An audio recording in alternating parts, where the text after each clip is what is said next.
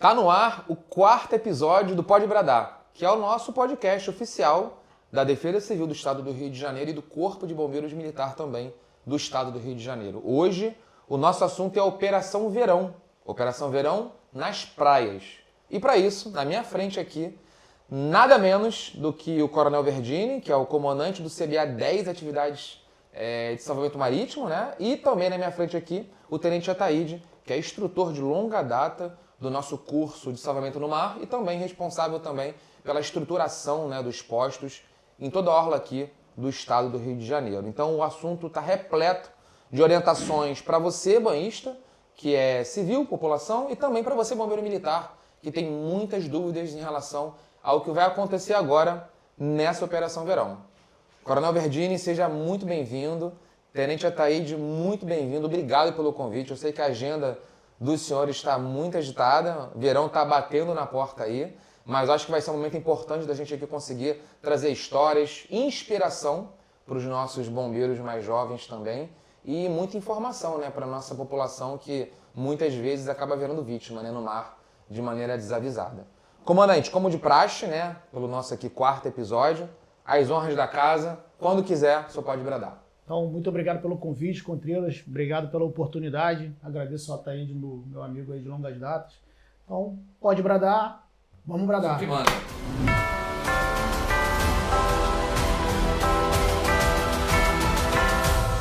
Comandante, para iniciar aqui o nosso bate-papo, Ataíde também, muito obrigado pela presença. E eu já começo perguntando, né, para os senhores. Ser guarda-vidas é uma grande aspiração de muitos aqui no Corpo de Bombeiros, né? Muitos tentam, né? Alguns não conseguem, muitos não conseguem. Realmente é uma atividade muito específica, né? E é considerado um dos cursos mais difíceis e complexos da corporação. Inclusive, se eu não me engano, o tempo de duração dele é o maior, né? Se não me engano, é o maior do estado aqui, para que a pessoa possa se formar, né? Um especialista em salvamento marítimo. Eu já queria começar o nosso bate-papo aqui perguntando, de maneira bem direta, o que fez, né, os senhores se interessarem pela atividade no mar, né, de guarda-vidas? Justamente porque a gente sabe que o Corpo de Bombeiros tem muitas outras áreas operacionais. E começar com o senhor, Coronel, o que fez o senhor, né, já praticamente aí com quase 29 anos de serviço, o senhor também tem outras atividades especializadas na carreira, já exerceu também. O que fez o senhor, depois de se formar ali oficial no CFO, buscar, né, a atividade e se tornar, né, guarda-vidas? Contreiras, na verdade, a gente, assim, quando a gente entra na academia, a gente entra com o intuito de uma formação e uma dedicação plena que já é de ser bombeiro militar. E aí a gente começa a ter o viés de conhecer isso tudo, né, conhecer as diversas atividades do Corpo de Bombeiros. E aí lá nos anos de 1997, 98, 99, nós tínhamos os nossos instrutores que tinham um conhecimento muito grande em relação àquilo que eles apresentavam pra gente. O senhor já tinha a matéria de salvamento no mar no CFO, então? Sim, a matéria já existia, sim, já existia essa matéria, a gente tinha um conhecimento pleno das atividades aquáticas, que era salvamento no mar, mergulho, então a gente já tinha esse contato. Sim. E aí a gente acaba se formando, né, na academia, na antiga SFAL, ainda peguei a antiga SFAL, né, Escola de Formação e Aperfeiçoamento de Oficiais. E aí, o nosso instrutor, Coronel Loureiro, né, a quem chamamos de mestre, nos colocou nessa condição, e aí vem aquela oportunidade de conhecer ainda mais o mar, saber como é que o mar funciona. E eu acho que isso traz essa curiosidade, e a partir do momento que você procura isso, você começa a ver que o mar tem algumas respostas, e algumas pessoas têm essa resposta para nos dar.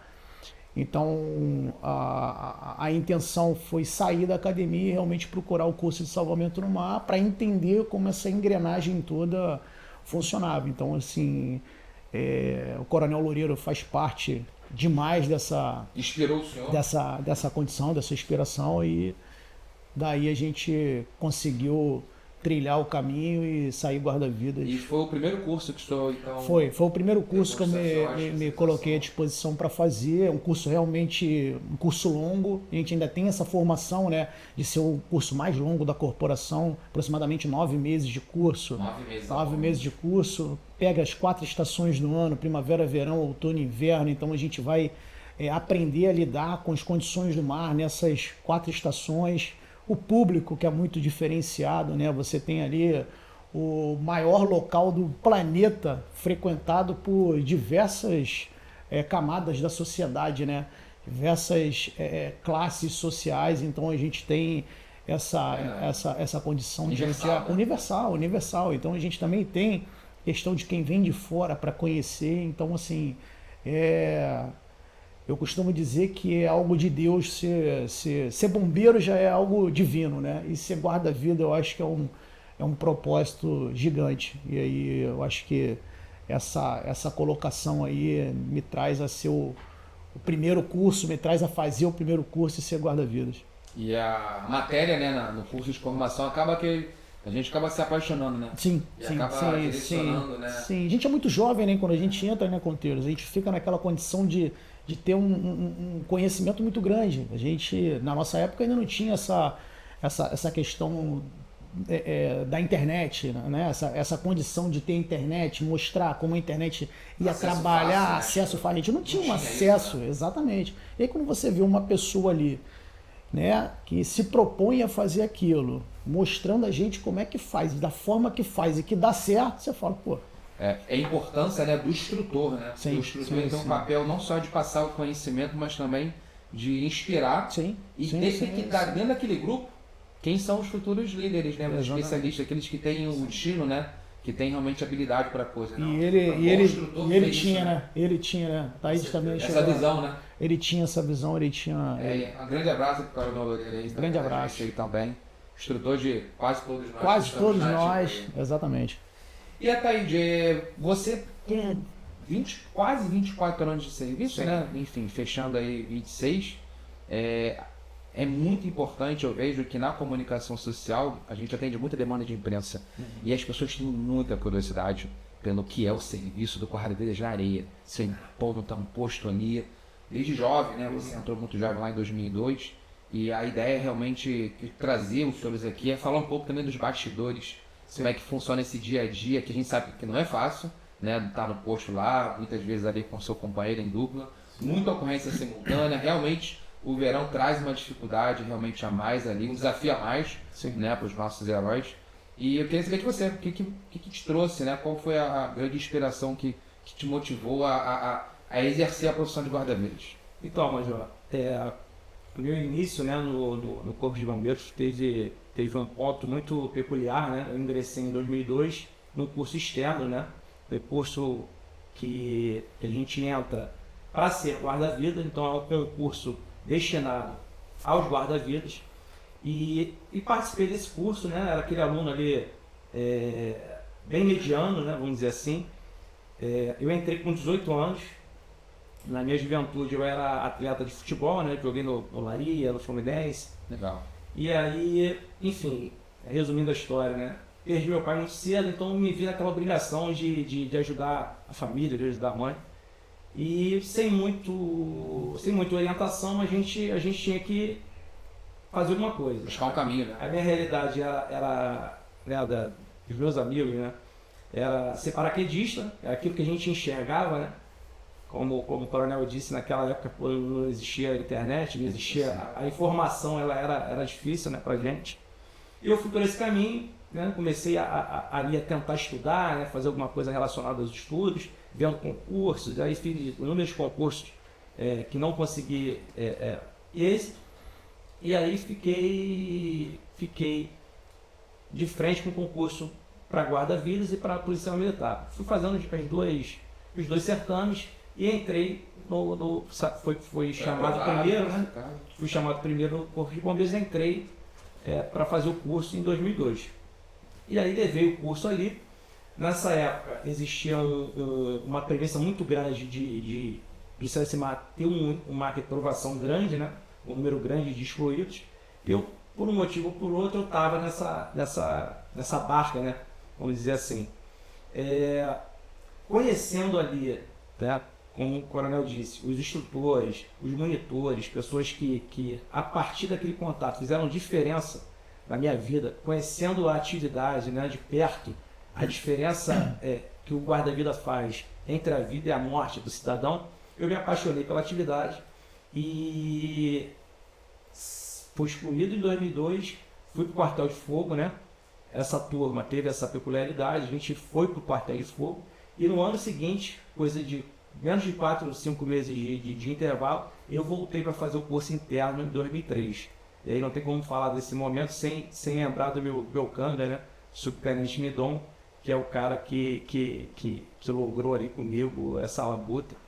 E aí, em 2003, aí eu não tenho como não mencionar o Subtenente Midon, que foi excluído comigo em 2002 e voltamos juntos em 2003. Ali logramos êxito, nos formamos bem, 0 de turma, né? Caramba. E a partir dali a gente seguiu o nosso caminho, né? Como guarda-vidas, eu tenho muita satisfação em ter esse início de carreira dessa forma, já começando, né, na labuta de superar uma dificuldade, e a partir dali o valor que eu dou para essa conquista é imensurável.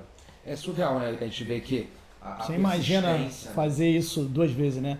Exatamente. Se uma vez já é difícil, passar pelo processo todo de novo, não é porque está do meu lado aqui, mas é um cara que merece admiração, respeito, não só por isso, pelo trabalho que exerce hoje dentro da corporação, faz um diferencial para quem está lá na ponta, que às vezes não sabe o que a gente está processando para chegar lá, né? Então, eu tive o prazer de acompanhar essa trajetória do Ataíde aí, a gente, graças a Deus, conseguiu lograr êxito, né? Como até o Ataíde mesmo falou, né? A gente vem de uma família e eu me coloco também, né, nessa classificação onde a gente não tinha muita coisa para ter como oportunidade. Sim. Então, assim, eu sempre agradeço a Deus pelo meu pai, pela minha mãe, por ter lutado comigo ali, de proporcionar aquilo que a gente precisava fazer para acontecer, de ganhar alguma coisa, de trabalhar, dar um direcionamento. Então, assim,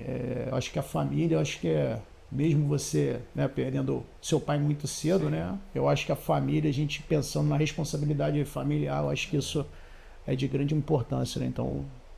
E essa inspiração, né, essas histórias que os senhores trazem, elas são muitas vezes comuns, né? Nós temos muitas vezes militares que eu conhecendo, tentou 3 vezes o mesmo curso e na terceira ele conseguiu. Então, assim, aí se formou bem e hoje é instrutor, que é o seu caso. Sim. Então, assim, a persistência, isso inspira muito. Porque hoje em dia a gente tem uma geração, muitas vezes, de jovens que acabam se desanimando muito rápido, querem largar o processo, acabam achando que é no tempo deles. Exatamente. Eu acho que as histórias trazem, né? Acha que o processo é rápido. O resultado vem rápido. E, na verdade, o fato dele ter feito pela segunda vez o CSMAR, que é o curso de salvamento no mar, não significa que ele é ruim em relação a quem se for. É o momento dele, exatamente. Naquele momento a gente está enfrentando a força da natureza.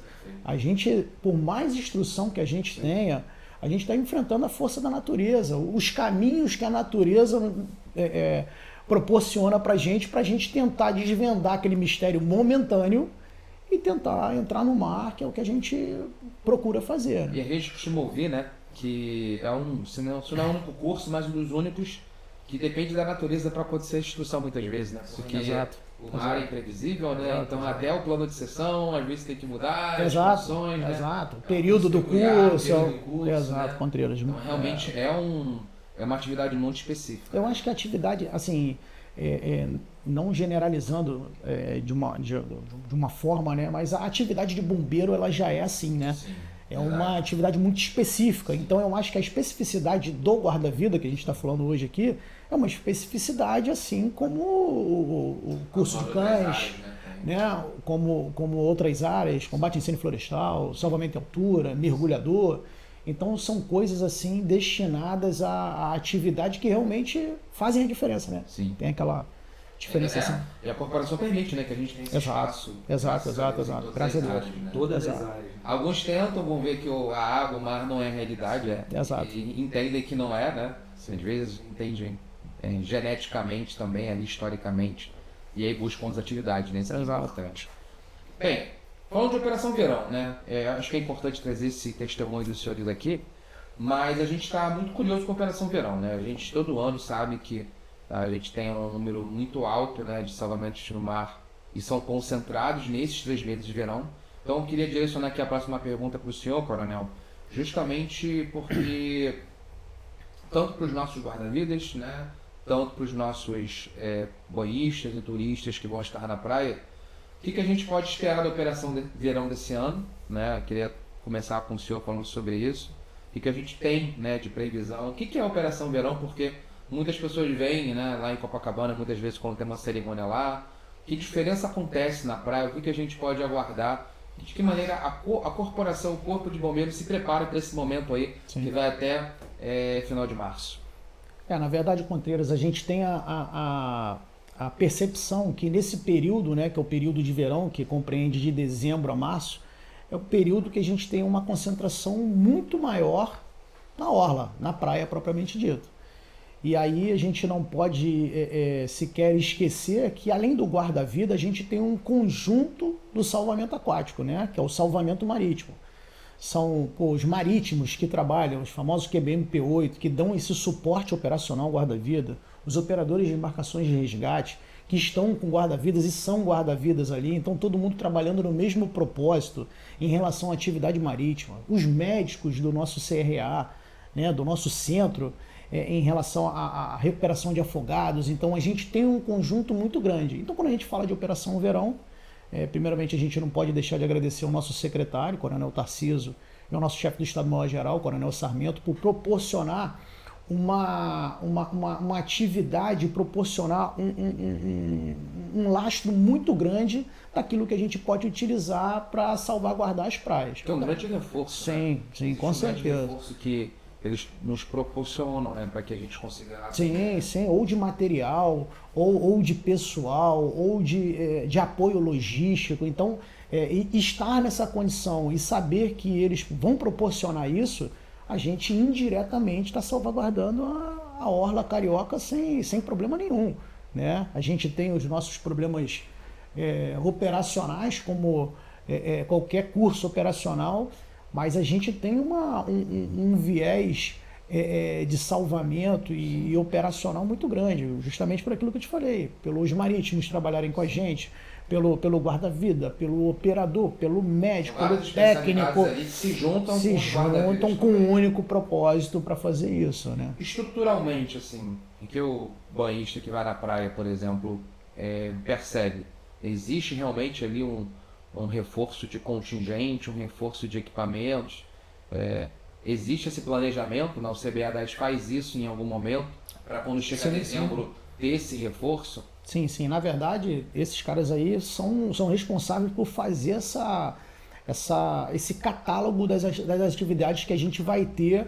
para o verão, que na verdade a gente vai se preparar na entre safra ali em relação ao verão, e quando chega no verão a gente vai executar tudo aquilo que a gente fez. Então a gente tem até como relação o aumento da quantidade de serviços na praia, que para a gente representa um número X de guarda-vidas, tirando o serviço, e um número X de guarda-vidas presente na praia.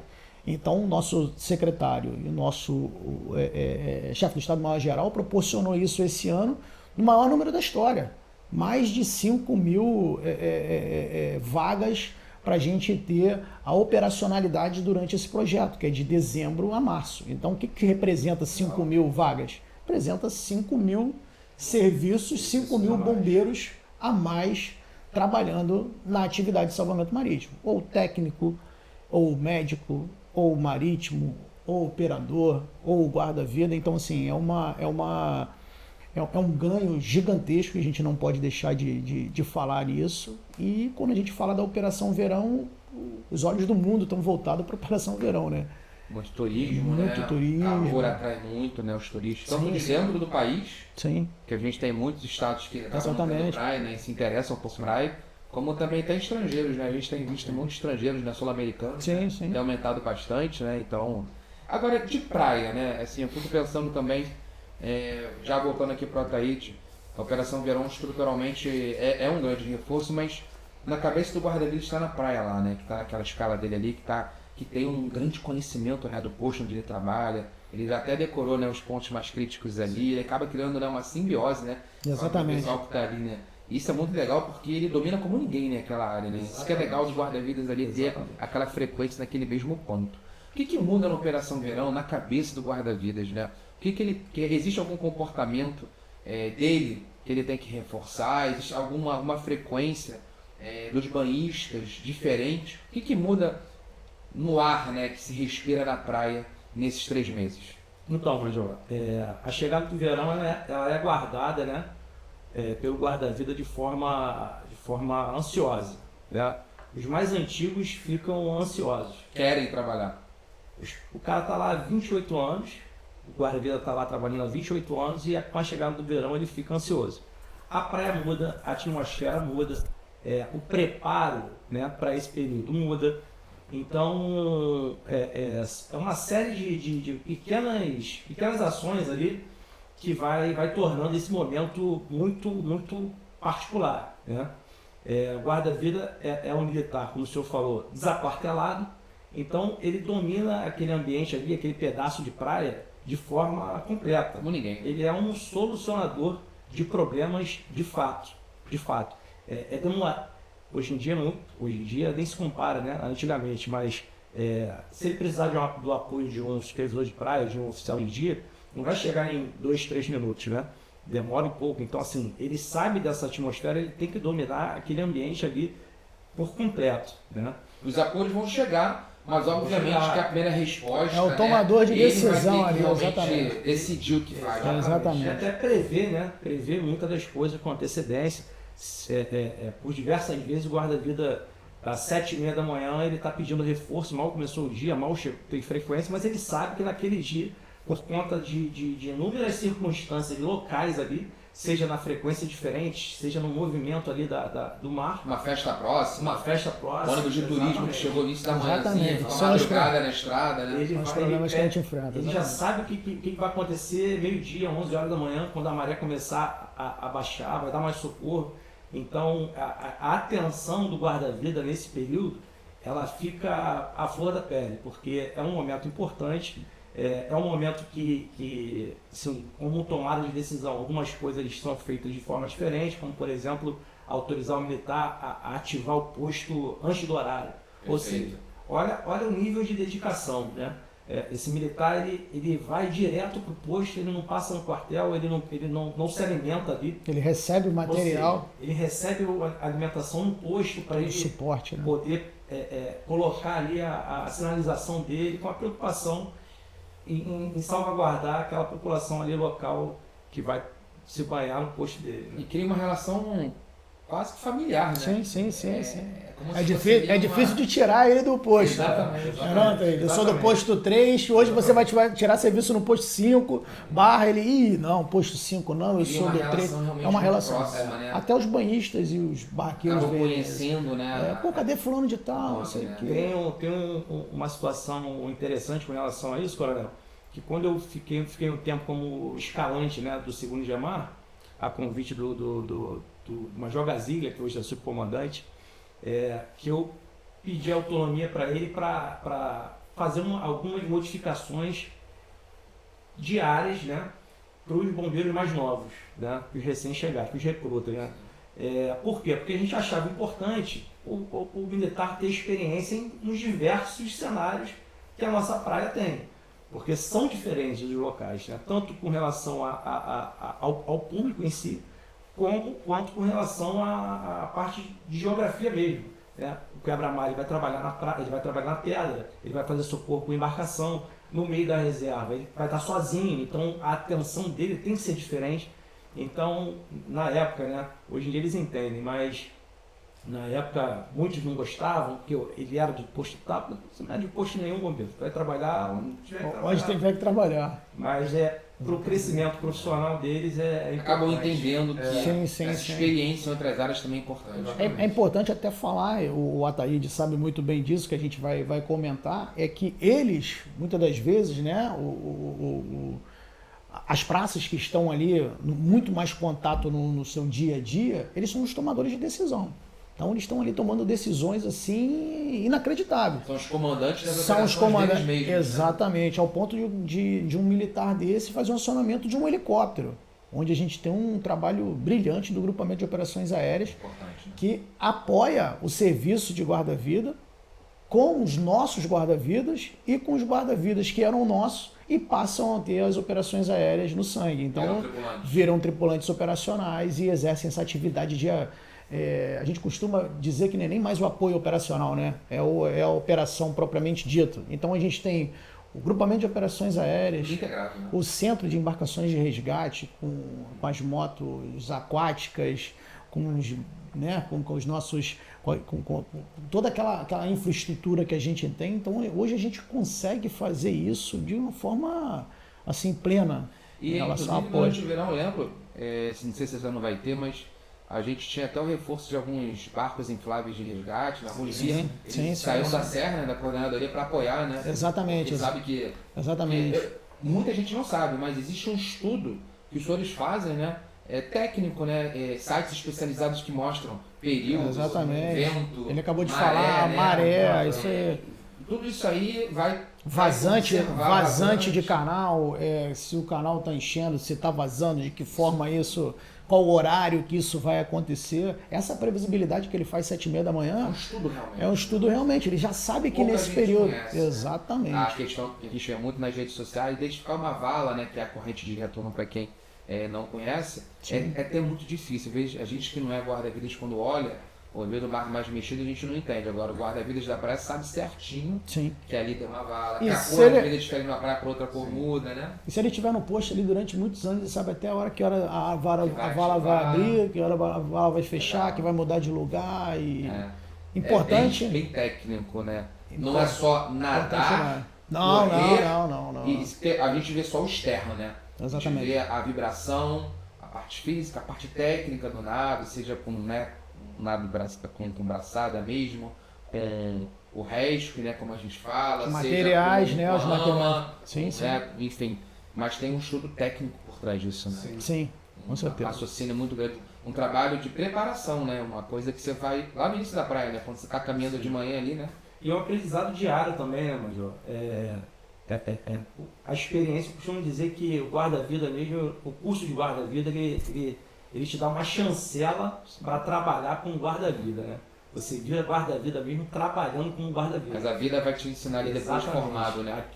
Chancela divina, né? Chancela divina. Aquele dia a dia ali, na atividade fim, ele cada dia é diferente. Cada salvamento no mar é um salvamento diferente. Não existe nada igual. As pessoas mudam, tudo é diferente. O cenário é diferente. Agora, a gente está falando de Operação Verão e está falando de socorro. O que você vê, né?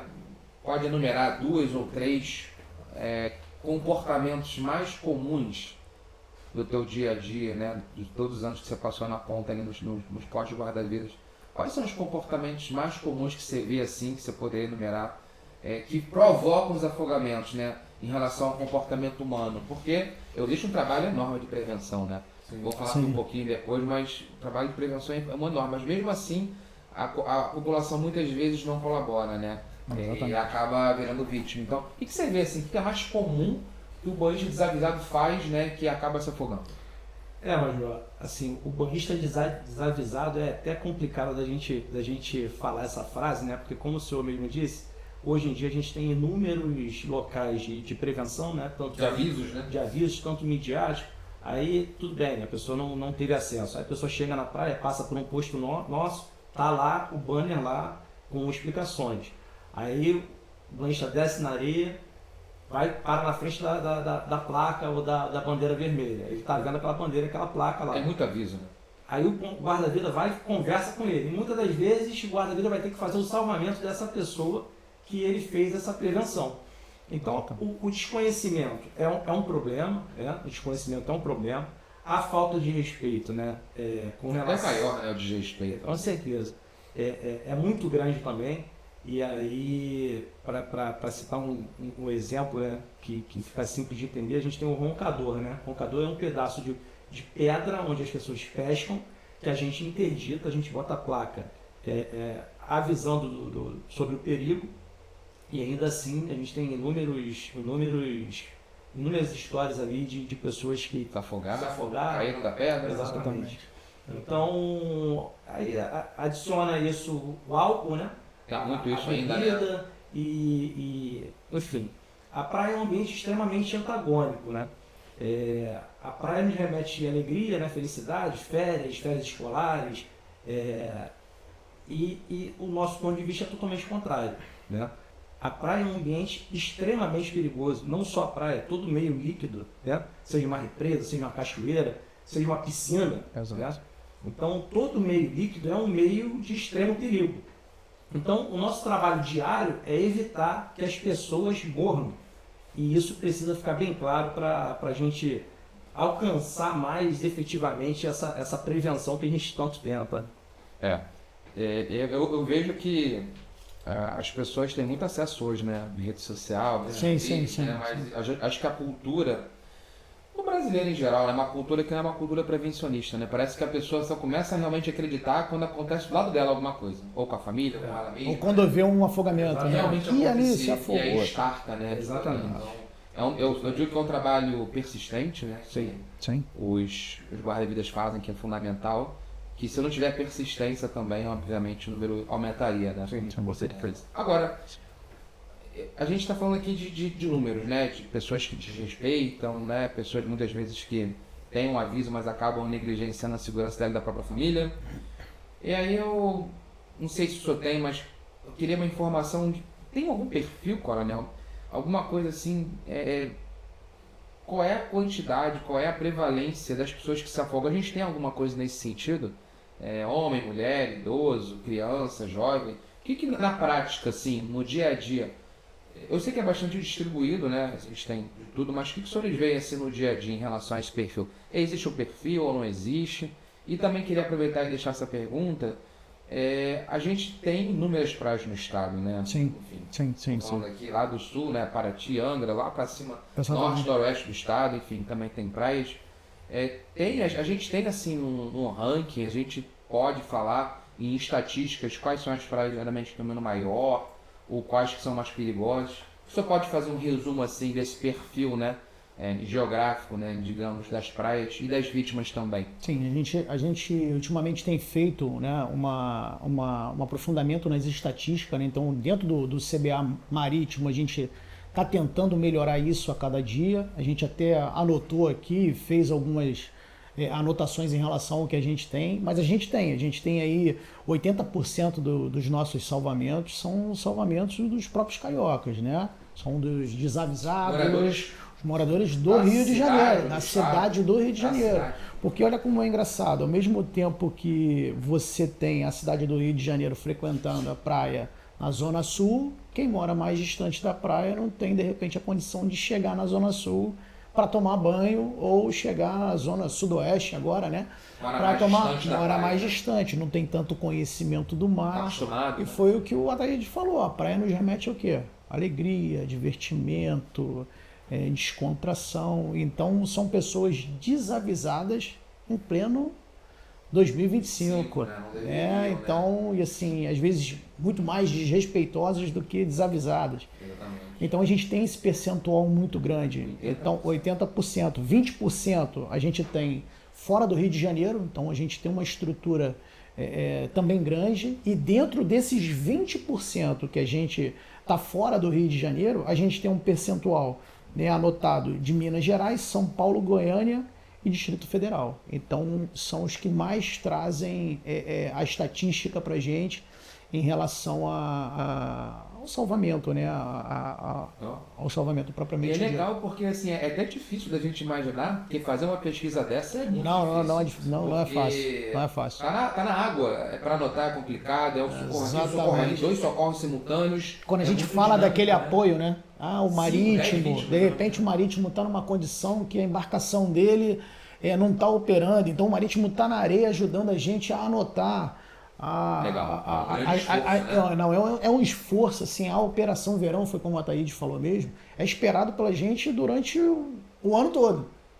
E é literalmente um período onde a gente vai ficar mais atento e fazer as atividades. E mesmo assim, né, a gente sabe que o período de outono, primavera, enfim, inverno, diferente de alguns outros estados, o Rio acaba sendo visitado o ano todo. Sim. Né? Então, apesar de não estar tão cheio como no Copacabana não para, a gente brinca para, que né? só Copa é Copa. Outros estados a praia fica mais vazia, agora no Rio Exatamente. fica o tempo inteiro, né? Exatamente. De todos esses estados que o Paraná falou, Minas Gerais representa 40%. Né? E a gente tem Cabo Frio, né, que é um destino muito frequentado, já trabalhei em Cabo Frio. Procurado por eles? Procurado pelo mineiros. E é impressionante a quantidade de gostam lá de Cabo Frio, né? Que frequenta Cabo Frio. E assim, mesmo a praia de Cabo Frio não sendo uma praia assim, muito propícia, né, a afogamento, a quantidade de salvamentos em Cabo Frio é absurdo. Que acaba sendo proporcional talvez à quantidade de pessoas na areia, né? Mais gente, mais chance. Sim, com certeza. Exatamente. Então isso reflete também esse resultado aí de Minas ter um número importante. Inclusive o feriado deles, né? De Minas, eles têm um feriado que eles descem literalmente para Cabo Frio e a cidade triplica do número de pessoas, né? Frequentadas, número de banhistas, vamos colocar. E aí você vê de tudo, né? Eu lembro que, acho que ano retrasado, o JFTV, né, que é a emissora deles lá em Juiz de Fora, pediu uma entrevista pra gente falar sobre dicas para eles, porque eles têm uma grande, né, em Juiz de Fora, acho que muita gente desce, que é perto, né? Exato. E a gente deu uma entrevista sobre isso. Falei, caramba, outro estado tá pedindo, porque eles veem realmente a necessidade. Bacana, né? Muito legal. Essa preocupação, né? Também acho legal. A gente falou em Copacabana, no PIR, fez a entrevista lá, fez via Skype, né, via videoconferência. Foi bem interessante. Então mostra, né, realmente a quantidade de turistas, né, desses estados que não tem praia, né? Exatamente. Então eles vêm para cá emocionados às vezes, né? Pela primeira vez, né, a praia talvez, né? Muitos vêm uma vez por ano. É o contato que tem ali com a praia. Uma vez por ano. Exatamente. Então a gente também precisa ter essa sensibilidade. Essa sensibilidade de entender que não é... Às vezes a pessoa não está desrespeitando por desrespeitar, que é uma pessoa desrespeitosa. Mas a gente precisa ter essa sensibilidade de conversar, de trazer para a gente e adquirir ali a confiança e o respeito para que eles tenham essa cultura da prevenção. O senhor trouxe alguns dados, né? Trouxe sim. Até tem alguns dados aqui anotados. É legal o senhor trazer porque a gente também fica muito curioso. Recentemente, quando a gente fez uma pesquisa, a gente vê geralmente a área da Zona Sul ali, Copacabana com muita ocorrência, a Barra também.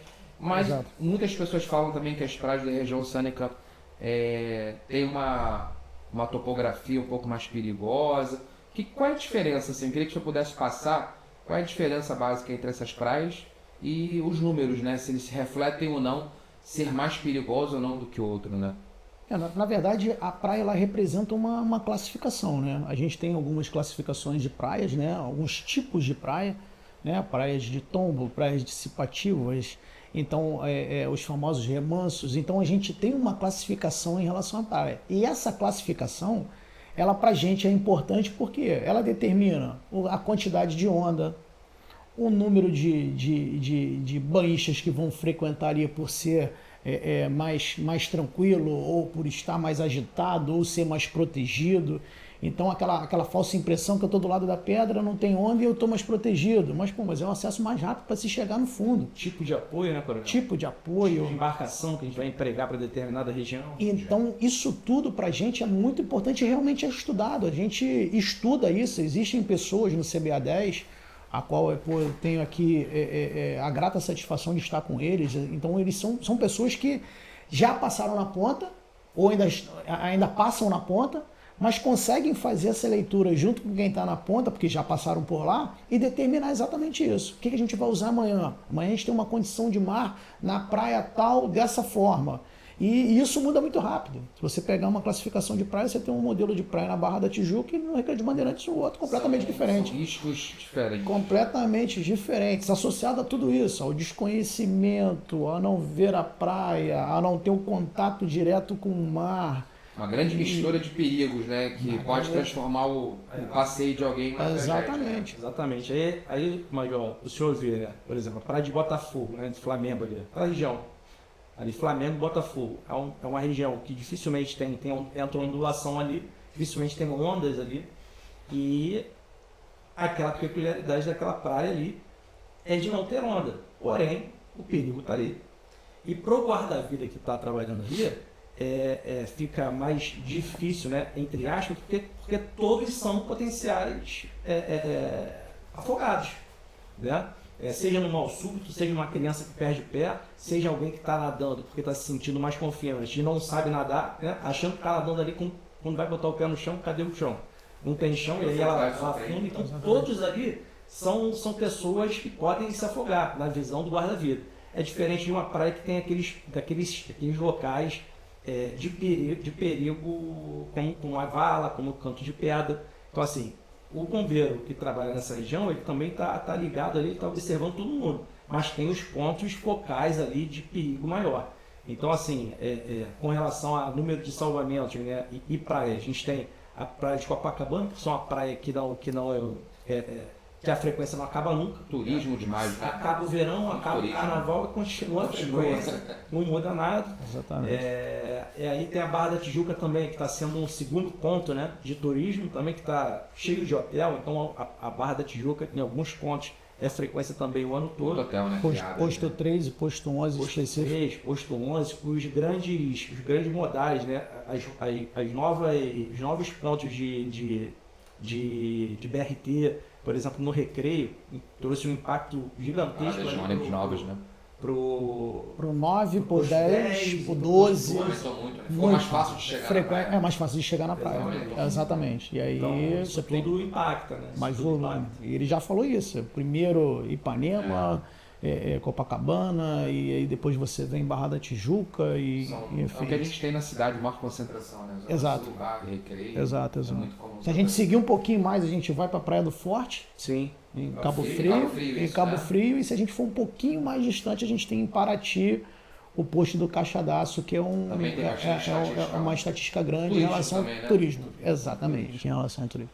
Agora, quando a gente está na praia, a gente vê que os guarda-vidas ficam muito focados no salvamento, mas também tem um grande problema social, né? Que é o caso das crianças perdidas, né? Ataíde, se puder me explicar mais ou menos, assim, eu levantei alguns dados, eu vi que foram mais de 3.000 crianças aí, só esse ano que se perderam, vem aumentando, enfim. O que a gente pode, né, orientar, né? Acho que é um momento também da gente orientar, dar dica ao responsável, pode ser o pai ou a mãe, ou um tio, ou um amigo, que está de olho naquela criança, muitas vezes, que acaba se perdendo, ou até mesmo se afogando, né? Sim. O que a gente pode falar? O que hoje a corporação orienta para que isso não aconteça, porque realmente é uma função que não é a função principal do guarda-vidas jamais, é salvar no mar e não muitas vezes, né, tomar conta da e criança. exatamente. Então assim, realmente a gente sabe que tem outras autoridades públicas que fazem esse serviço, guardas municipais, polícia militar, que também em algumas situações colaboram na praia também com o trabalho dos senhores, mas Sim. o que a gente pode falar, né, para a sociedade para que isso possa reduzir? Qual é a visão de vocês sobre isso? Major, a culpa nunca é da criança. Eu costumo dizer que a família que está levando a criança à praia, a praia é da criança. Né? E a gente orienta o seguinte: quando o cidadão vai levar seu filho, sua filha para a praia, identifica ali, né? Bota uma pulseira. A gente costuma dar essa orientação que em caso, né, da criança se perder, existe ali um contato ali telefônico, alguém que a gente possa fazer esse contato e abreviar a chegada do responsável. Porém, é de suma importância da gente indicar que é preciso de fato tomar conta da criança.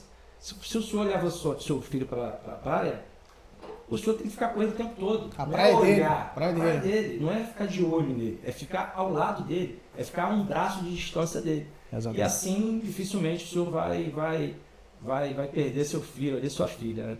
Então, o que acontece muito é que as pessoas vão para a praia, colocam lá sua cadeira, né? Curtem a sua praia ali do seu jeito, seja tomando a bebida alcoólica, né? Que também já é mais um Distrai, né? É mais um item ali de distração para essa família. E a Telefone criança, celular, às vezes, né? Telefone Exato. celular. e a criança não tem referência. A criança não deixa eu ver onde eu estou. A criança não consegue. Então, geralmente, a criança vai a favor do vento e a favor da maré, né? Ela cai ali naquele valãozinho, o valãozinho vai levando ela. Ela dificilmente ela vai contra, então vai se afastando. Aí quando ela para ver, identificou que está perdida, ela começa a querer andar atrás da família. Aí o que ela faz? Ela vai a favor do vento, porque ela não vai andando com o vento na cara incomodada. Nem com sol. Então, Acaba se distanciando mais. se distanciando mais. E aí existem, né, culturalmente, algumas ações que a própria população faz, né, como bater palma, ficar atento aos sinais sonoros, né? A gente apita. Legal. Procura ali ver com a criança se ela lembra de alguma coisa, de alguma cor do guarda-sol, qual é o guarda-sol que a família está, para tentar ali, se possível, né, se o dia ali operacional do guarda-vida favorecer isso, a gente faz essa atividade tentando resolver ali de forma mais breve possível o problema. E aí, caso não consiga, a gente pede auxílio aos supervisores, aos oficiais de dia, e eles fazem contato com os órgãos responsáveis para poder... Importante... E aí eu já vi vocês passando, né, Coronel? Rádio para toda a praia, né? Sim, exatamente. A gente tem o canal aberto, né? Sim. E aí o canal aberto informa e literalmente a praia inteira fica ciente que existe uma criança perdida com aquele modal ali, né? Naquela modalidade e está em tal lugar e a gente precisa... E lembrando sempre, né? São ações que nós realizamos para que isso não fique atrelado àquela responsabilidade que a gente tem ali literalmente de estar tomando conta, né, do banhista ao mar. Então, assim, e é importante e legal também passar isso, que a gente consegue fazer isso como forma de aprendizado no nosso Projeto Botinho. Então, as crianças que já frequentaram o Projeto Botinho, são orientadas literalmente para isso. Não se afastar do seu familiar, pegar ponto de referência, não andar contra o sol, não a favor do vento, estar sempre conectado ou perto dos pais, levar identificação em pulseira. Então, você no Botinho, quando você tem um filho atrelado à maior, né, colônia de férias vou arriscar, do mundo, né? Você está literalmente colocando um trabalho social gigantesco, tanto naquela família ou então naquele círculo de amizade que tem. Né? Com certeza. E o Projeto Botinho, na verdade, a gente vai ter um episódio só sobre ele, porque tem tanta coisa, tão procurado, né? A gente sabe que, enfim, a gente vai ver se consegue ajudar para falar só sobre ele. Pô, né? legal. Importante. Mas ele está confirmado esse ano? Sim, está confirmado esse ano. Janeiro, né? A gente tem a confirmação de janeiro. Vagas em breve. Vai divulgar nas redes. Exatamente. Está confirmado. Está confirmado. As pessoas perguntam o tempo inteiro sobre o Projeto Botinho pra gente aqui, né? Mas, ó, para não esgotar esse assunto, eu lembrei agora de uma situação. Certo dia, né? A gente trabalhava no posto Via 11, ali entre o posto 8 e a Praia da Reserva. E a gente no final do dia já, todo mundo cansado e tal, a gente estava vendo uma criança passando, pequenininha, que tem uns entre 4, 5, 6 anos no máximo. Perdida? Andando assim, sem pedir ajuda, sem nada. A gente abordou a criança, enfim, a criança estava perdida. Né? A criança estava perdida, a gente fez o que o Coronel falou, abrimos no rádio, fizemos contato com o oficial de dia, pela hora, né? O oficial de dia, praia já vazia, já escuro. O oficial de dia fez contato com o conselho tutelar, tudo mais. A criança estava no posto 12 do Recreio. Ela andou a praia do Recreio inteira, a praia da Reserva inteira, não tinha se alimentado, não tinha bebido água. Ou seja, esse é o tipo de problema que a gente tem que... Acho que todo guarda-vida tem uma Mas foi final feliz. Final feliz. Encontraram os responsáveis depois. Foi feito contato com o conselho tutelar, seguiu. É até importante falar isso, né, a respeito do conselho tutelar, que a gente também tem uma preocupação com isso. Né? A gente, na primeira hora que a gente vê que realmente não apareceu, a gente é obrigado a acionar o conselho tutelar. Porque imagina você deixar a criança num posto para fazer um tipo de salvamento e assumir aquela responsabilidade de salvaguardar a criança, quando voltar a criança... Quer dizer, sim, a gente aciona o conselho tutelar justamente para... Funciona bem essa relação? Funciona. A gente tem, em ajuda às unidades operacionais de agrupamento marítimo, polos onde eles são acionados. Então, hoje na Barra da Tijuca, a gente tem um polo da assistência social que trabalha. E a semana passada foi inaugurado lá pelo pelo brilhante trabalho lá do Tenente Coronel Puel, ele abriu, literalmente, inaugurou um polo de assistência social dentro da unidade do grupamento marítimo. Então são coisas que ajudam a gente, assim, são ações, como a Ataíde até mesmo falou, pequenas que vão se somando e chegam na ponta com uma importantíssimo, assim, né? A gente até fala do primeiro GEMAR também, né? Porque o primeiro GEMAR conseguiu abrir um polo para cuidar dos bombeiros. Então a gente tem um centro de fisioterapia lá, pelo guarda-vida formado, cuidando de quem cuida. O nosso secretário fala muito bem isso. Né? Cuidando de quem cuida. E isso tomou uma promoção gigante. Então, parabenizar o subtenente Reis aí, o tenente coronel Aquino também, que tocaram esse projeto aí, que iniciou esse projeto lá atrás e tocam ele com maestria. Dentro dessa estatística de criança, eu sei que o Projeto Botim é um projeto sensacional, que tem muita ação, né, de prevenção. Sim. Eu vi recentemente que a gente passou de 1.600.000 ações de prevenção na praia. Eu queria fazer um bate-bola rápido aqui, iniciar aqui com a Ataíde, depois passar para o senhor. Sim. Tocante o seguinte, que ações de prevenção são essas? As pessoas muitas vezes não sabem o que é uma ação de prevenção. O que o guarda-vidas faz na praia, que realmente conta como prevenção, e eu tenho percebido que isso tem aumentado muito nos últimos anos. O que o senhor tem feito, né? O que o CBA10, né, a gestão, tem feito para isso número aumentar? Né? O que o senhor tem feito agora e o que o senhor planeja para frente para que isso número aumente, né? Já que, pelo que eu estou vendo, isso evita o afogamento, né? Então, são ações que vão evitar que o número aumente do afogamento. Mas, João, vou falar o que é feito na praia de fato, né? A gente sinaliza a praia da melhor maneira possível, isso por si só já representa uma ação de prevenção, né? A pessoa que prestar atenção ali, por mais que ela não entenda, que vai chamar atenção, e aí eu também costumo dizer que o guarda-vida é carente de conversar, ou seja, a população ela tem que se sentir à vontade em tirar suas dúvidas. Pode buscar ele. Ela deve buscar o guarda-vida para tirar suas dúvidas com relação aos perigos do mar. Então a gente faz a sinalização, né?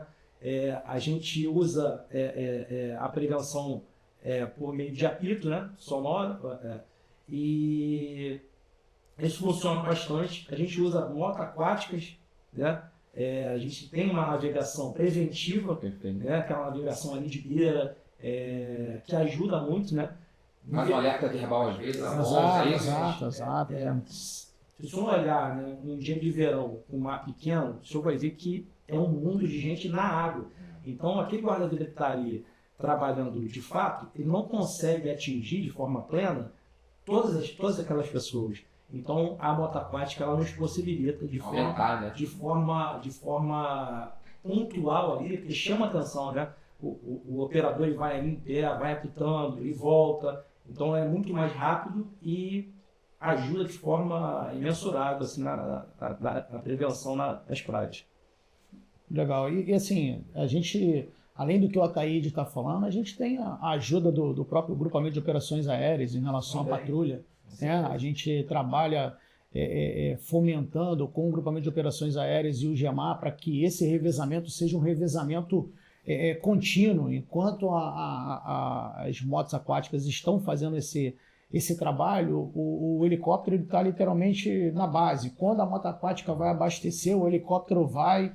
Então, é um trabalho que a gente está desenvolvendo também para esse ano, junto ao grupamento de operações aéreas, e eu acho que vai surtir um efeito gigante, além, né, das mídias, né, Instagram, até mesmo você, né, Contreiras, nos ajudando sempre lá, sempre que dá, ajuda, fala na televisão.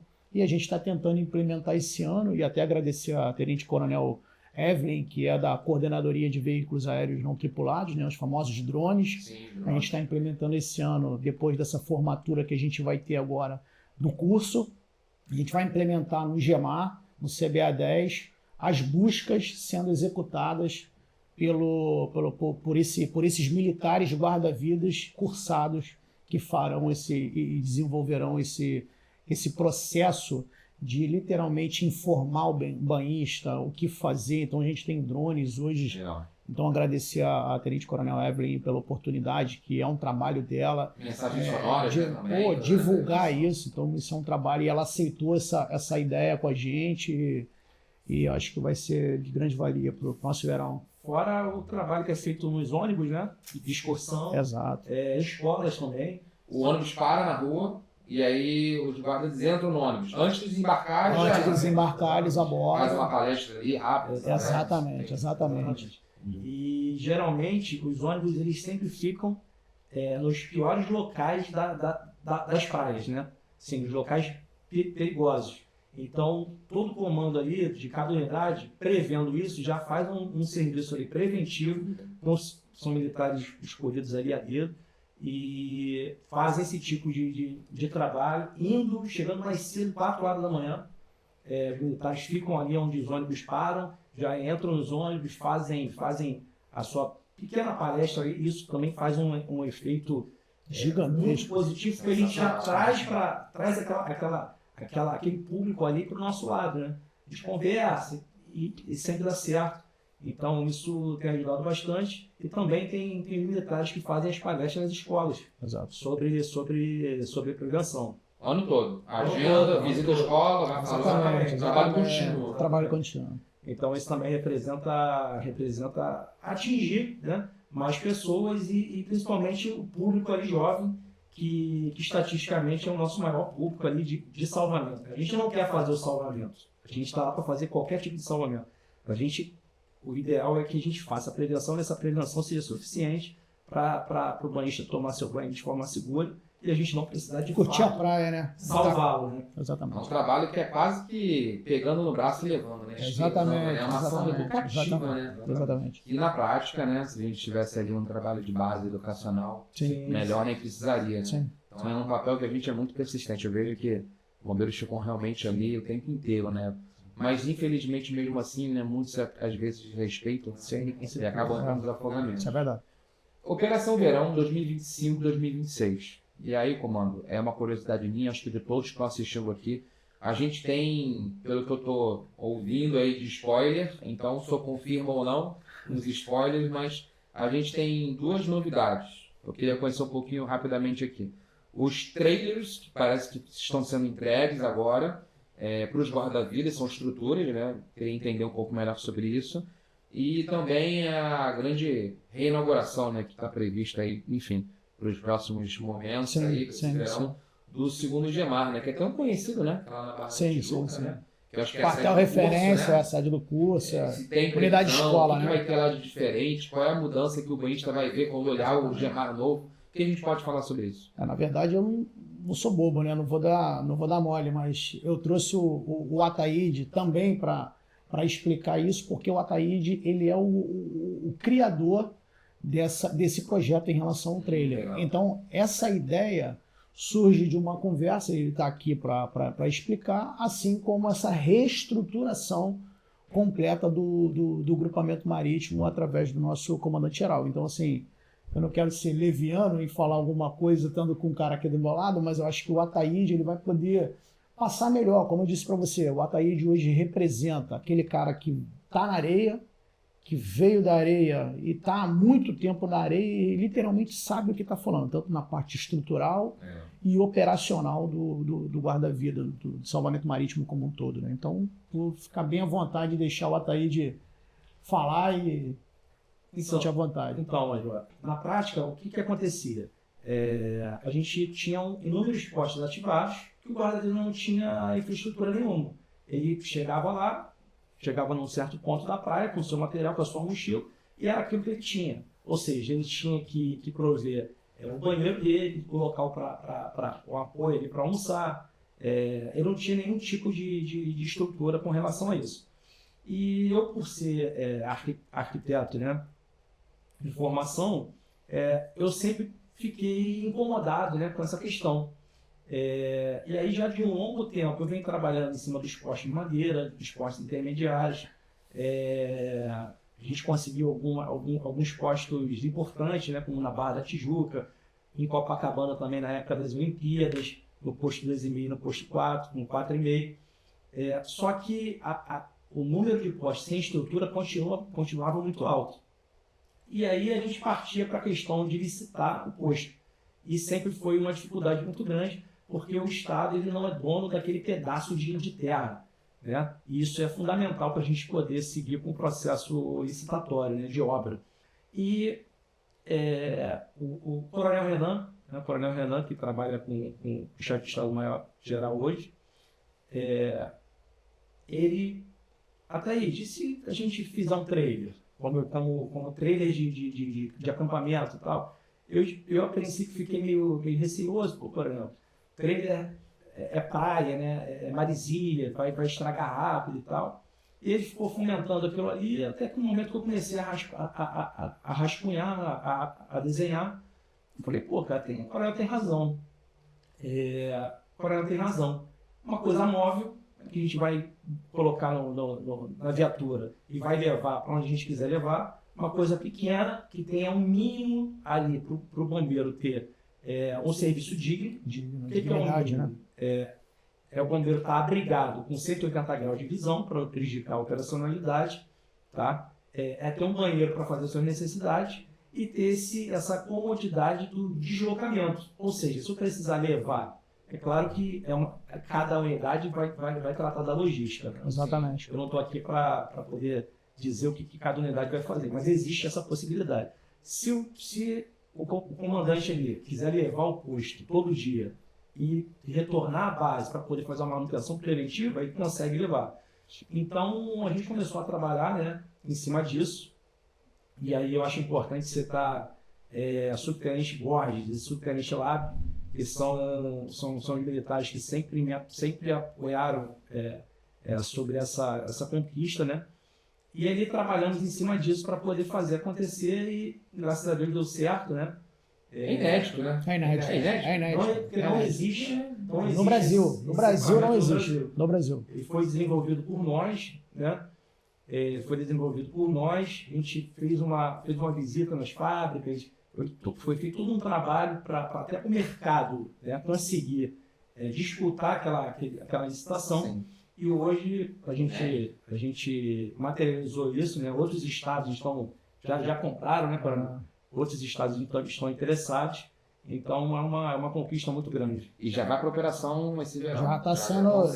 Estão sendo entregues já junto com os outros diversos materiais, como nadadeiras, camisetas, tudo novo. O nosso comandante-geral, nosso chefe de Estado-Maior-Geral, proporcionando aí a qualidade de material, né, sim, operacional do dia a dia, né, tão importante, né, para o guarda-vidas. Ô, mano, essa segunda novidade, aproveitar o Ataíde aí, já que está comentando um pouquinho do trabalho importante dele, sim, no segundo GEMAR, que a gente vai ter lá de novidade, tem alguma previsão, como é que está essa situação? As pessoas estão muito ansiosas, né, com a expectativa, tanto quem frequenta as praias ali próximas, como também os bombeiros. Major, o segundo GEMAR é um quartel-escola do grupamento marítimo, né? No segundo GEMAR que é formado o curso de salvamento no mar, né? O segundo GEMAR era um hospital e foi transformado em quartel. E é uma edificação bastante antiga, vinha há anos já passando por problemas sérios estruturais, era uma edificação subdimensionada para aquilo que se tornou e precisava, né, passar por uma reforma plena, que foi feito, né? E aí eu também eu contribuo com uma pequena parte também desse projeto, né? Eu sou apenas um fiscal técnico, existe a diretoria de obras, toda a grande equipe, né? A grande equipe, todo o comando da corporação que fez isso acontecer, e eu contribuo ali com uma parte pequenininha, mas eu sou muito feliz em estar participando disso, porque é onde eu tive minha vida toda profissional, é onde eu vi os cursos acontecer, vi as dificuldades de se fazer um curso de salvamento no mar sem ter um tanque operacional, um tanque tático operacional. A gente pedia, né, aos parceiros que nem sempre conseguiam nos atender. Então, eu gosto de fazer uma reflexão, e aí também para dar honra, né? Quem fala muito sobre isso é o Major Bacelar, né, do GDS. que alguma palestra dele ele cita lá a alta performance, né? O quanto um corredor ele tem que se dedicar para poder diminuir 2, 3 segundos, né, da sua prova ali. E aí eu trago isso para a nossa realidade e também vou trazer um outro fato também aqui que é recente, que foi o salvamento lá do Brutus, né? Exatamente. Lá em Niterói, que eu tenho certeza, né, que quanto tempo a mais o Brutus tinha? Quanto tempo a mais o Brutus, coronel, tinha para aquela vítima ali não afundar? E se ele demora mais 5 segundos? Exatamente. Então aquele tanque operacional... Você não vai lá nem para ver a informação que ele teve, né? Que foi Exatamente. quando o filho vem chamar, formando que a mãe dele tinha caído, se ele não acredita naquilo. Exatamente. Se ele não vai. Aquele tanque operacional, Major, vai salvar. A gente vai salvar mais, a gente vai salvar melhor, a gente vai se preparar melhor, a gente vai formar nossos novos guarda-vidas de uma forma melhor por conta daquela estrutura. Não só do tanque tático operacional, mas de toda uma infraestrutura que o bombeiro merece. Exatamente. O bombeiro merece ter uma unidade de referência, uma unidade de escola, ter um alojamento para curso, alojamento de militares de outros estados. Ou seja, o quartel ele tá pronto para entregar para a população o melhor que o nosso serviço pode oferecer. E aí, com isso também, eu preciso citar aqui o Tenente Coronel Rodrigo Oliveira, que é o gestor lá que nos ajuda muito, que nos direciona. O Sargento Jonatas também, que era fiscal junto comigo, o Sargento Stari, que está ali no dia a dia também. Então é um trabalho muito... Uma engrenagem muito grande. É uma engrenagem... De muito tempo, né? De muito tempo. Exatamente. Tenente Coronel Eduardo Santana, Major Tayene, Major Érica, enfim, eu não vou lembrar. Major Bandeira, o Axel, Major Braz. Então são inúmeros militares aí. Peço desculpa para aqueles que eu não citei, mas são inúmeros militares aí colaborando no processo. E eu vejo aquele quartel exatamente como eu disse. Aquele quartel vai salvar mais, aquele quartel vai proporcionar que a gente desempenhe nosso serviço de uma forma muito melhor. Muito mais técnica. Tá próximo? Dá um spoiler. Tá próximo. Dá pra gente falar Tá próximo. Tá bem pertinho.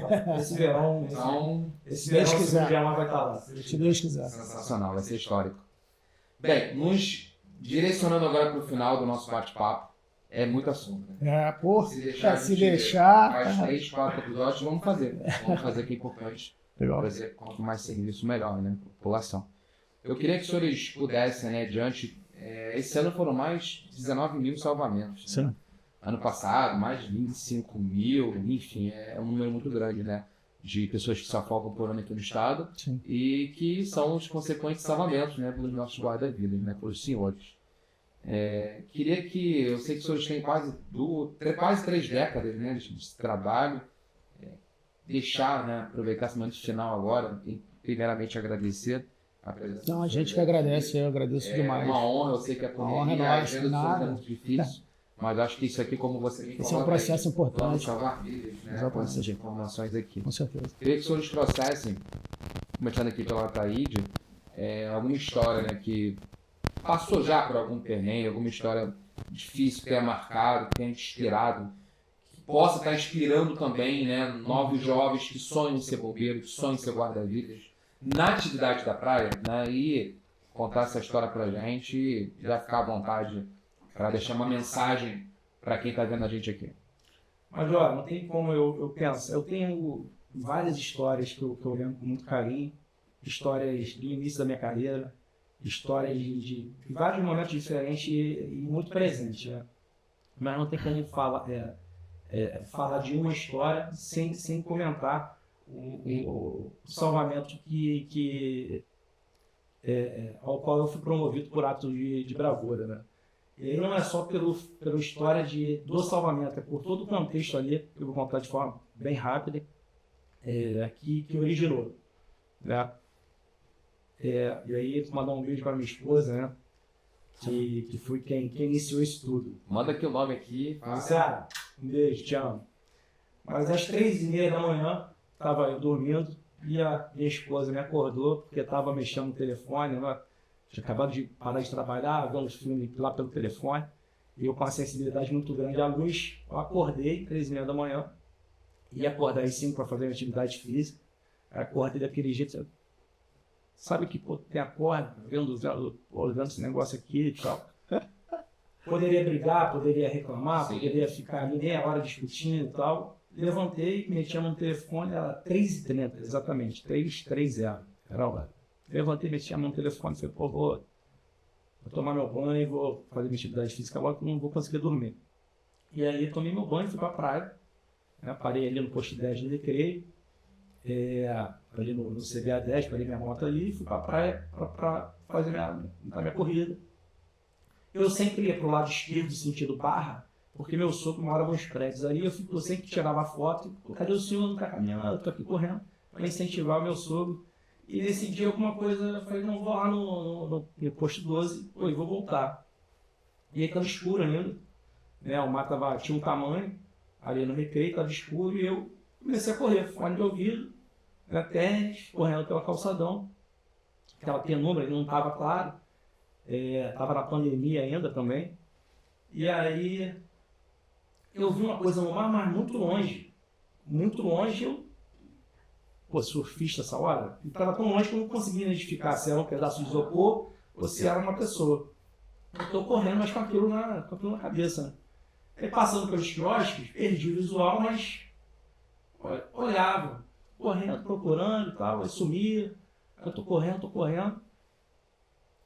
E aí, quando chegou num certo momento ali, perto, entre o 9h30 e o 9, pararam algumas viaturas da Guarda Municipal e já começaram a correr para a areia. Desculpa.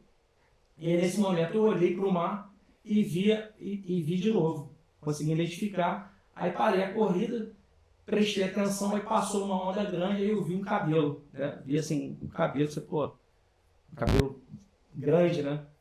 Eu falei, pô, socorro. E aí tirei o tênis, tirei o fone de ouvido, comecei a correr, já não vi mais. Aí, correndo na areia, não identificava mais, os guardas municipais, assim, procurando, não, tá lá, indicando assim, né, entre eles, porque eu tava paisando, tava de folga, né? E aí eu só entrei no mar, com um pensamento negativo, confesso, porque a gente tinha acabado de passar por um momento de busca lá no Recreio, foi um momento demorado, desgastante, a família... A busca, né, a busca é muito desgastante. E aí a gente tinha acabado de passar por um momento desse, eu falei, pô, de novo. E aí fiz aquilo que o coronel, meu instrutor, me ensinou lá em 2003. Entrei no mar e fiquei procurando, sem nenhuma, assim, com uma referência muito pouca, estava escuro. Estava amanhecendo o dia, mas escuro ainda. E aí fiquei mergulhando, caraca, é de novo isso. Fiquei mergulhando, água gelada, fiquei mergulhando. Demorei a varar o mar, né? Porque o mar não estava pequeno, o mar estava grande, demorei a varar o mar, seria o equipamento operacional e fiquei fazendo ali o meu papel, de procurar, aquilo que eu fui ensinado. Fiquei procurando, mergulhando até um mergulho que eu dei quando eu levantei, esbarrei, aí peguei, era uma menina, aí, enfim, subi com ela, aí ventilei ela na água, ela não esboçava reação nenhuma. E eu fiquei ali ventilando, e sem reação. E eu esperando assim, na minha cabeça, né? Pô, mora um monte de guarda-vida aqui no Recreio, alguém vai passar, vai ver as viaturas, né? Vai parar, e vai entrar para me ajudar, né? Aí eu tô ali ventilando, esperando alguém entrar, assim, com a expectativa, né, de alguém entrar. Resolvi sair. No perigo, né, da gente perder a vítima ali, né? Mar grande, né? Mar grande, né? Em momento nenhum ela esboçou nenhuma reação. Eu realmente imaginei que ela tinha morrido, né? E aí resolvi sair. E aí saí, foi uma dificuldade muito grande, consegui sair. Quando cheguei na areia, tinha um rapaz que dá aula de futebol naquela região ali, chamado Chacon, depois que eu fui conhecer, né? E aí ele me ajudou a tirar da água, né? Para quem não conhece o Recreio, então a areia é muito grossa, muito fofa, né? Uma classificação então, assim, praia bem diferente, né? Então, assim, já exausto ali, a gente foi subir com ela. E aí eu comecei a trabalhar, né? Comecei a tentar ali reanimar, mas com uma expectativa muito pequena de êxito. E aí ela reagiu. Na hora de ventilar, ela reagiu e fiquei ali naquela expectativa. Ela parava, eu continuava, a ambulância demorou muito a chegar. E, enfim, resumindo a história, a gente colocou ela na ambulância, ela foi para o hospital, né? E aí o pai chegou, foi todo mundo para o hospital e eu fiquei ali com a sensação de que não era para estar ali, né? E na verdade era para eu estar ali. E eu fiquei parado ali todo sujo porque ela respondeu enquanto eu ventilava, né? Então estava tudo sujo. Sim. Cara, tem hora para estar aqui essa hora. E eu fiquei com aquilo muito, sabe, com uma presença espiritual mesmo, muito forte, assim, não, pô, era para estar aqui. Era para você estar aqui. E aí, foi bacana, né, porque ela se recuperou 100%, uma coisa muito difícil, pelo tempo que ela ficou, submersa, né, ela recuperou 100%. E aí foi uma alegria muito grande, né? Saber que ela tinha se recuperado, sem sequela nenhuma. E aí depois já foi feito várias homenagens, né? Encontro, foi no quartel. É um salvamento que não tem como eu esquecer, não tem como deixar de contar por tudo que envolve, né? Aí depois num momento com o pai, uma conversa com o pai, quando o pai foi lá no quartel, aí ele, bastante emocionado, né? Agradecer, ela falou: "Ô, mestre, olha aqui a mensagem que ela me mandou quando eu saí de casa." Aí, quando eu olho a mensagem, e eu estava com o Labre, né? O Labre pode confirmar isso. A hora da mensagem que a Mia mandou pro pai, dizendo que ia fazer o quê? Né? 3h30 da manhã. Exatamente a hora que você descreveu. Exatamente a hora que ele... E aí, se você me perguntar uma história, eu fico arrepiado por isso e eu vou te falar a história que eu vou acompanhar o que ele falou. Deu certo aquilo que eu acreditei em 2001, porque ele foi meu aluno, a gente formou, era isso que a gente, é isso que a gente preconiza, é isso que a gente coloca, porque a gente vai ter milhões de histórias. Então, se você for me perguntar uma história, a história que eu tenho para te falar é que isso tudo deu certo porque ele acreditou naquilo que a gente fazia e faz a todo tempo. É de emocionar, né? De a gente se emocionar. A gente se conhece, o curso Salvamento no Mar faz isso, né? Faz com que a gente tenha uma relação muito grande entre instrutor e instruendo. Então a gente tem essa relação e a gente sabe exatamente o que cada um pode fazer, a numérica de cada um, o nome de cada um. Então, assim, se você me perguntar uma história que a gente vai ter milhões de histórias, eu diria para você... Milhares de salvamentos que todos fizeram na carreira. Eu diria para você que isso aqui, o que aconteceu, o sucesso dele, o sucesso de um guarda-vida, é um sucesso desse lado aqui. Caraca, o cara acreditou naquilo, o militar acreditou naquilo que a gente falava lá e a gente conseguiu chegar ao objetivo final. Então, exatamente. É divino e é isso. E dali vem dois raciocínios, né? Que ensinar a salvar é tão importante quanto salvar também, né? Que é uma reflexão que a gente sempre faz, uma reflexão nesse sentido, né? Tão importante a condição do instrutor, né? Exatamente. Inspirou, motivou. E com certeza ele fez isso com outras pessoas. Outros também têm outras histórias. Com certeza. Né? Tão importantes também. Ele pode ter certeza que ele está sendo o elo para um monte de gente em relação à formação, né? Surreal. Então, é isso. Bela história, parabéns. Parabéns. É à toa que foi honra minha. Honra minha. Bem, estamos encerrando aqui o nosso 4º episódio. Queria deixar aqui a palavra primeiro para o Ataíde, depois para o Coronel, para a gente se despedir, uma mensagem para quem está assistindo a gente em relação à Operação Verão, o que contar com a população. Não esqueçam, né? Sigam as orientações dos guarda-vidas, isso é fundamental para que a gente possa estar reduzindo aqui as nossas estatísticas. Muito obrigado pela presença novamente e a palavra para os senhores.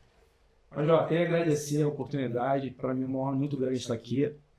Com certeza não citei inúmeras pessoas que poderia ter citado, instrutores, Subtenente Francisco, Tostão. É muita gente, né? Muita gente. Fica alguém pelo caminho. Mas a mensagem para o cidadão cuidar da sua família, se cuidar, tem que ser um ambiente de lazer e de alegria. Não permitam que a praia seja um ambiente de morte, porque ela pode ser um ambiente de morte. E cuidado com fotos em pedras, cuidado com selfie. Não vale a vida dos senhores nem dos familiares dos senhores. Por causa de uma postagem, né? Exatamente. A mensagem é essa, né? E eu acho que eu tenho como mensagem, assim, vou um pouquinho mais além, né? Primeiro, agradecer a minha família, né? Por acreditar nisso tudo, tanto dos meus pais quanto a minha família, meus filhos. Então, acreditar que isso tudo que a gente acreditou, que a gente fez, que a gente trabalhou, valeu a pena e deu certo. E para essas pessoas que estão aí, né? Que frequentam a praia, a gente precisa estar sempre antenado, ligado, conectado ao serviço de salvamento marítimo. Procure o guarda-vida, peça informações, não façam selfies em hipótese alguma, respeite as condições de mar, respeite as nossas bandeiras, façam isso tudo numa condição segura para que possam aproveitar a praia da melhor forma possível. É o melhor local para se aproveitar no mundo, vamos dizer assim, gratuito.